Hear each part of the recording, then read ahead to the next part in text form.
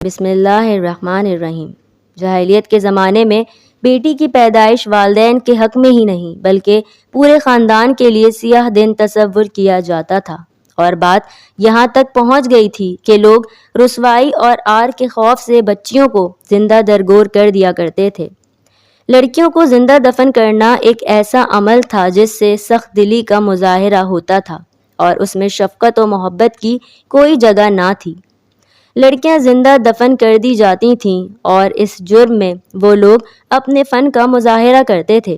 ان میں کچھ لوگ ایسے بھی تھے کہ جب ان کے گھر میں بچی کی پیدائش ہوتی تو اسے چھوڑ دیتے تھے، یہاں تک کہ جب وہ 6 سال کی عمر کو پہنچتی تو اس کی ماں سے کہتے کہ اس کا میک اپ کر کے اسے تیار کر دو تاکہ میں اسے اس کے سسرال والوں کے پاس گھما لاؤں، اور پہلے ہی سے اس کے لیے صحرا میں موت کا کنواں تیار ہوتا تھا۔ جب وہ وہاں پہنچتے تو بچی کو کنویں کے اندر جھانکنے کو کہتے۔ جب وہ کنویں کی طرف دیکھتی تو سخت دلی اور وحشیانہ حرکت کرتے ہوئے اسے دھکا دے کر اس میں گرا دیتے۔ اس جہالت بھرے مجمع میں اللہ کے رسول ایک عظیم اور دین حنیف کو لے کر جلوہ افروز ہوئے، جس نے عورت کو ماں، بیوی، بیٹی، بہن اور پھپھی کے روپ میں عزت بخشی۔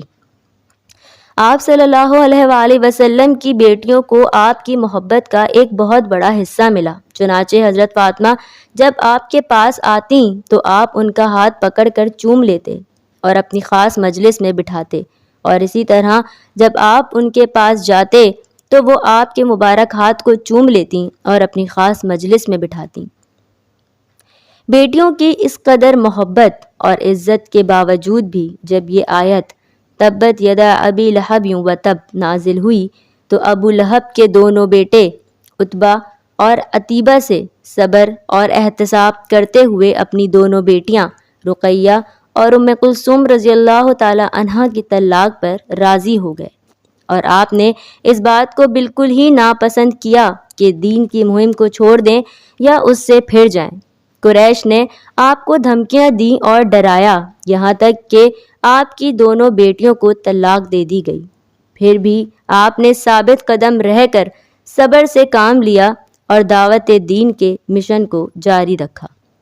آپ کی اپنی بیٹی کے لیے بہترین استقبال اور خوش دلی کی صورتوں میں سے ایک یہ بھی ہے جو حضرت عائشہ رضی اللہ تعالی عنہا بیان کرتی ہیں کہ رسول اللہ صلی اللہ علیہ وآلہ وسلم کی سب بیویاں جمع ہوئیں، کوئی باقی نہ رہیں۔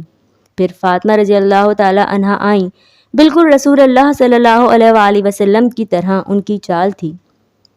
آپ نے فرمایا مرحبا میری بیٹی، اور ان کو اپنے دائیں یا بائیں طرف بٹھا لیا۔ نبی کریم صلی اللہ علیہ وآلہ وسلم کی اپنی بیٹیوں پر شفقت اور محبت میں یہ بھی صورت تھی کہ آپ ان کی زیارت، خبر گیری اور درپیش مشکلات کو حل کرتے۔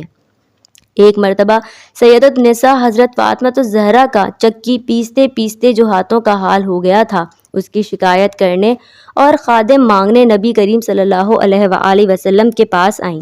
اتفاق سے رسول اللہ نہ ملے تو یہ سب حال حضرت عائشہ رضی اللہ تعالی عنہا سے کہہ دیا۔ جب رسول اللہ تشریف لائے تو حضرت عائشہ نے آپ سے اس کا ذکر کر دیا۔ حضرت علی رضی اللہ تعالی عنہ کہتے ہیں کہ اللہ کے رسول ہمارے پاس اس وقت تشریف لائے جب ہم اپنے بستر پر جا چکے تھے۔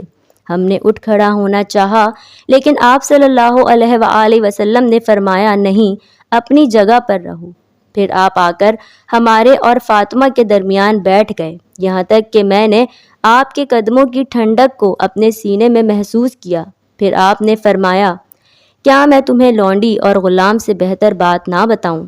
جب تم بستر پر سونے کے لیے جاؤ تو 34 بار اللہ اکبر، 33 بار سبحان اللہ اور 33 بار الحمدللہ کہو، یہ تم دونوں کے لیے لونڈی اور غلام سے بہتر ہے۔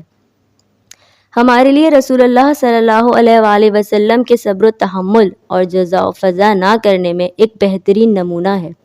حضرت فاطمہ رضی اللہ تعالی عنہا کے علاوہ آپ کی زندگی ہی میں آپ کے سارے بیٹے اور بیٹیاں فوت ہو گئی تھیں، لیکن نہ تو آپ نے گال پر تھپڑ مارے، نہ تو دامن چاک کیے اور نہ ہی تعزیت کی، بلکہ آپ نے اللہ کی قضا و قدر پر راضی ہو کر صبر و احتساب سے کام لیا۔ رسول اللہ صلی اللہ علیہ وآلہ وسلم نے ہمارے لیے پرعظمت و وصیتیں اور حکمت سے بھرپور احادیث چھوڑی ہیں جو غمزدہ اور مصیبت کے مارے لوگوں کے لیے غمسار اور معاون ہیں۔ انہی وصیتوں اور احادیث میں سے آپ صلی اللہ علیہ وآلہ وسلم یہ فرمان ہے جو غمزدہ کے لیے تسلی بخش اور مصیبت زدہ کے حق میں نجات کا باعث ہے۔ ہم سب اللہ کے ہیں اور ہم سب اسی کی طرف جانے والے ہیں۔ اے اللہ، تو ہمیں اس مصیبت کا ثواب و اجر اس کے بدلے میں اس سے اچھا عنایت فرما۔ اور اللہ تعالیٰ نے اِنَّا لِلَّهِ وَإِنَّا إِلَيْهِ راجعون کو مصیبت زدہ لوگوں کے لیے ملجا اور ماوی بنایا ہے، نیز صبر کرنے والوں کو اجر عظیم کا وعدہ اور قیامت کے دن ثواب کی بشارت دی ہے۔ ارشاد باری تعالیٰ ہے، بے شک صبر کرنے والوں کو ہی ان کا پورا بے شمار اجر دیا جاتا ہے۔ سبحان اللہ۔